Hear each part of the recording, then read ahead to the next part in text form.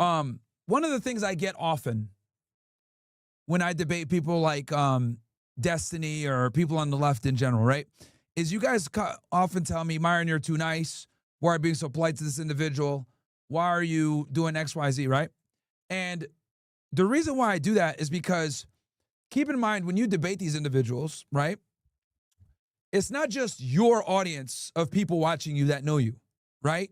Their audience is watching, right?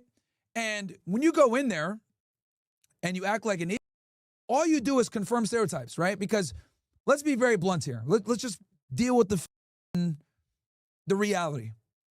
Most conservatives are okay?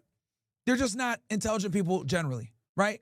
They might not be as educated. They might not necessarily have the best grasp on the English language. They might not necessarily understand complex arguments or, other things, right?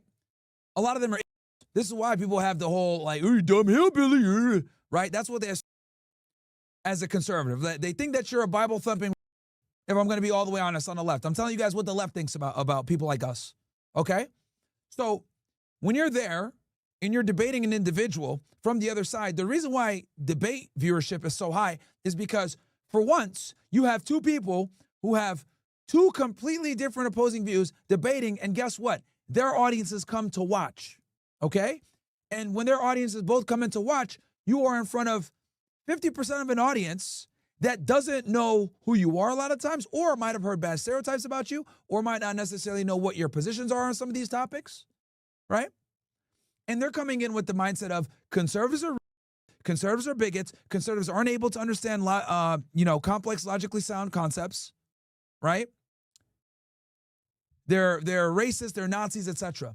So the last thing you want to do is go on there when you have the ability to talk to these people and talk to their audience too, because that is also who you're talking to. Last thing you want to do is confirm the stereotypes, okay? So what does this guy go do? Comes in, what's your name again? Bro, it's his event. Are you stupid? Oh, well, how many genders are there? Blah, blah, blah. It's like, why not take his position on one of the things you disagree with? Hey, Destiny, your position is XYZ on this. This is why I disagree with it. And then logically and calmly and politely articulate why you disagree and provide the basis as to why you disagree with facts. Support your position with facts. That is how you do it. That is how you do it, right? But when you go like this with a freedom shirt and are just yelling a bunch of things, no one's going to take you seriously and no one's going to respect you. And then you make all of us look bad because you confirm the stereotypes, right? What do we make fun of leftists for, or liberals? We make fun of them for being soft, for not being able to handle the truth, for getting triggered, right? And when they show up to the mic and they get triggered off of things that you say, we laugh at it, right? Right? It becomes a clip. Same exact thing on their end. Same exact thing on their end. We think they're sensitive. They think we're stupid. So your job is to come in and prove that you're not stupid. This is why people like Charlie Kirk, I have a lot of respect for conservatives that are willing to go out there and actually talk to these people, face to face. Because let's be honest, most people don't like to debate. Most podcasters, most of these influencers don't like to debate because now you have to be able to stand behind what you say. And not only do you have to stand behind what you say, you have to be willing to stand behind what you say and defend what you say with facts. Okay? So this is why when I debate people like Destiny, this is why when I debate people on the left in general or people with a different position than I do, right, with a different audience, I'd be as polite as possible. I try to articulate my points as clearly as possible while still being concise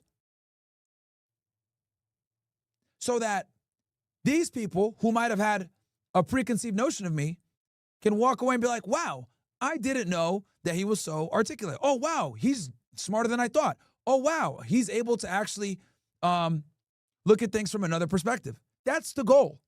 You don't have to necessarily change everyone's mind, but you need to open them up to your position so they can see, okay, I can see why you think that way. I might not agree, but I can see why you have that position. And that's a W, guys. That's a W. Because we do have a very bad reputation on this side of people thinking we're, and it's because of people like that that this stereotype holds. Anyway, let's keep going.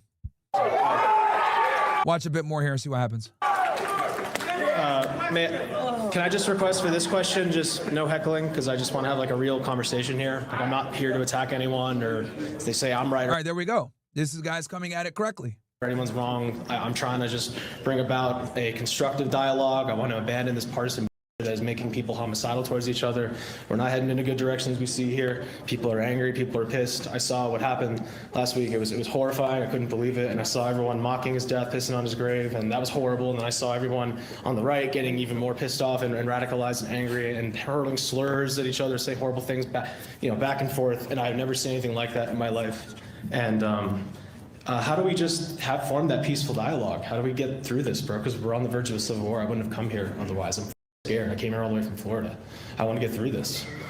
I mean, nobody likes cancer, but I mean, like, the right has to be willing to take accountability for things and to, like, I agree. disavow We all have to violence. condemn all political violence across the spectrum. We've been doing that. The left's been doing that for the past decade. We all have to. It's Everyone. not, you can't, it's the both sides thing just doesn't work anymore. It's like a boat rowing with You don't one think paddle. there's- Like, the left can row harder and harder, but we're sort of go around in circles until the right is willing to actually come out and say, hey, everybody, including us, everybody needs to tone it down. I'm not even saying that to say to themselves personally. Like, everybody has to do it. Donald Trump cannot condemn violence in this country without also talking about the radical left and Joe Biden. He can't do it. Agreed, and I wish he would stop that rhetoric. Even though I understand that, and there's a lot of left-wing like radicalism and right-wing radicalism. I see it online, and the truth is, I think that there's like a lot of left and right-wing fringes, right, that are comprised of like minors and shit. And I think they just get like. But the big difference is, right, and I got to say this, left-wing radicals don't get censored. Left-wing radicals don't come to the attention of law enforcement. Left-wing radicals don't really deal with accountability to the same degree that conservatives do. Okay? Like I said before, let's take two examples. Let's say on the far right side, right, of radicals, let's say the KKK would be an example of this, right? Or a white supremacist group. That's what they would consider a far right extremist group. Then on the left, shout out to Sarah Beer for subscribing. Thank you so much. Welcome. A lot of women watch the show, man. I'm glad.